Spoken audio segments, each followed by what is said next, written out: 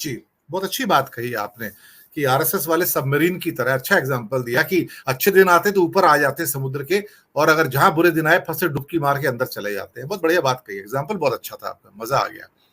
मैं अपने स्वामी जी के पास आता हूँ। स्वामी जी, तनातनी चल रही है गुजरात में बड़ी, स्वामी नारायण के बीच में और ये क्या कहते हैं कि अपने सनातनी। सनातनी लोगों के बीच में।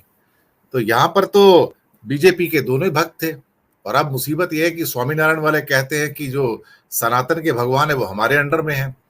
तो आपस में मुझे लगता है कि इस बार तो जनगणना के अंदर सनातन धर्म अलग लिखा जाएगा, स्वामीनारायण धर्म अलग लिखा जाएगा, आर्य समाज अलग लिखा जाएगा, द्रविड़ियन धर्म अलग लिखा जाएगा, ट्राइबल का सरना अलग लिखा जाएगा। कमाल की चीज है। आरएसएस और बीजेपी के ऊपर इस बात का कलंक हमेशा आएगा कि इन्होंने कुछ और तोड़ा नहीं तोड़ा, अपना हिंदू धर्म जरूर तोड़ दिया इन्होंने, और वहां उसके अंदर ही सारी कुरीतियां पैदा करके, विकृतियां पैदा करके, मतलब बाकी धर्मों का तो विनाश कर ही रहे हैं, ये विनाश काले विपरीत बुद्धि अपने धर्म का भी अपना नाश करके जाएंगे, उसके भी 20 टुकड़े करके जाएंगे।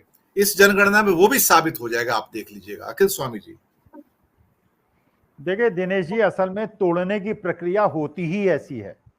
अगर आप किसी चीज को तोड़ना शुरू करेंगे तो उसके बाद आर्य समाज से तो लड़ेंगे आप, उसके बाद आप गोत्रों में लड़ेंगे, फिर गोत्रों में लड़ाई होगी, फिर ऊंची धोती वाले ब्राह्मण कुमाऊं के और नीची धोती वाले कुमाऊं के ब्राह्मण, उनके बीच में युद्ध होगा।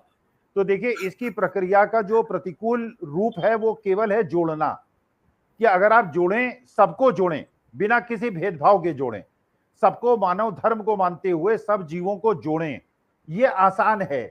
लेकिन जब आप तोड़ना शुरू करेंगे तो तोड़ने की प्रक्रिया को आप रोक नहीं पाएंगे, पहली बात। दूसरी बात, जो मोहन भागवत जी ने कहा, और आपने कहा कि लगता है कि कुछ कंफ्यूजन है, देखिए कंफ्यूजन नहीं है। उन्होंने ये कहा कि लोगों को मस्जिदों में जाना चाहिए और चर्चों में जाना चाहिए।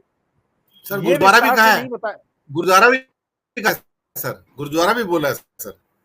हाँ, तो अब सवाल ये है कि ये उन्होंने गुरुद्वारा भी बोला क्यों है, जाना चाहिए। नहीं, ये नहीं बताया क्यों जाना चाहिए, क्योंकि जा तो रहे हैं भाई, कट्टे लेकर, हथियार हाँ लेकर, डीजे लेकर, और वहां पे नारे लगाकर और दूसरों के धर्म के खिलाफ प्रतिकूल टिप्पणियां करके जा तो रहे हैं। तो मोहन भागवत जी को यह बताना चाहिए कि हिंदू धर्म वालों को अगर मस्जिदों के सामने जाना चाहिए, गिरजाघर में क्या, जिस प्रकार से मणिपुर में गिरजाघरों को जलाया गया है उसके लिए जाना चाहिए, जिस प्रकार से मस्जिदों के सामने उपद्रव मनाया जाता है और तलवारें लहराई जाती हैं और कट्टे लहराए जाते हैं, क्या उसके लिए जाना चाहिए।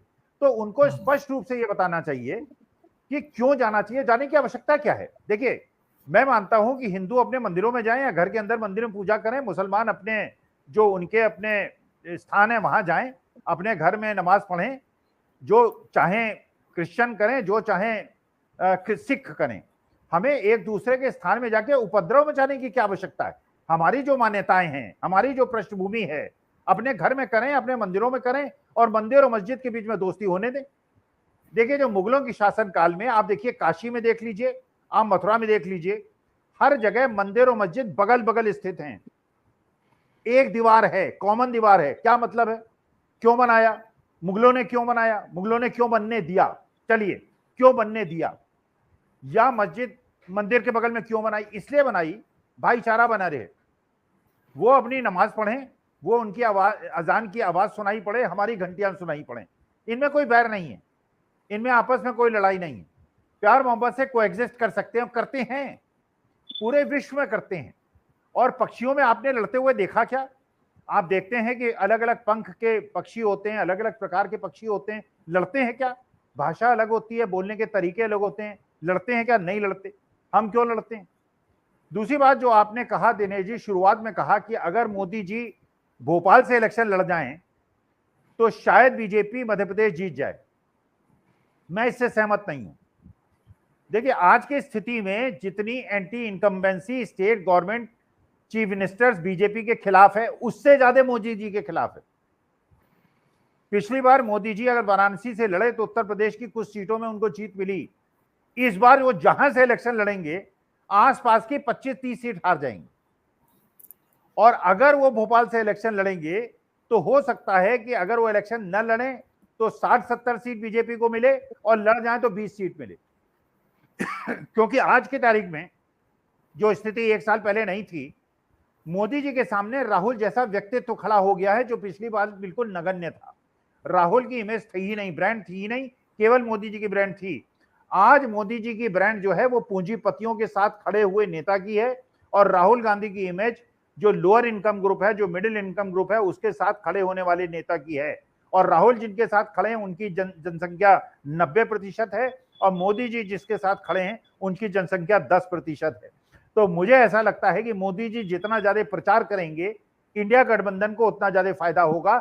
जो स्थिति पुराने इलेक्शंस में राहुल जी के साथ थी कि वो बीजेपी के स्टार कैंपेनर थे, आज की तारीख में अमित शाह और मोदी जी कांग्रेस या इंडिया के स्टार कैंपेनर हैं। इसलिए परिस्थिति जो है और जो ट्रेंड चेंज हो रही है बहुत तेजी से चेंज हो रही है, और जब तक चुनाव आएंगे आप देखिएगा आधे बीजेपी के लोग इंडिया अलायंस की तरफ आ जाएंगे। बिल्कुल आपने सही कहा। इस बीच राशिद साहब भी हमारे साथ जुड़ गए हैं। राशिद साहब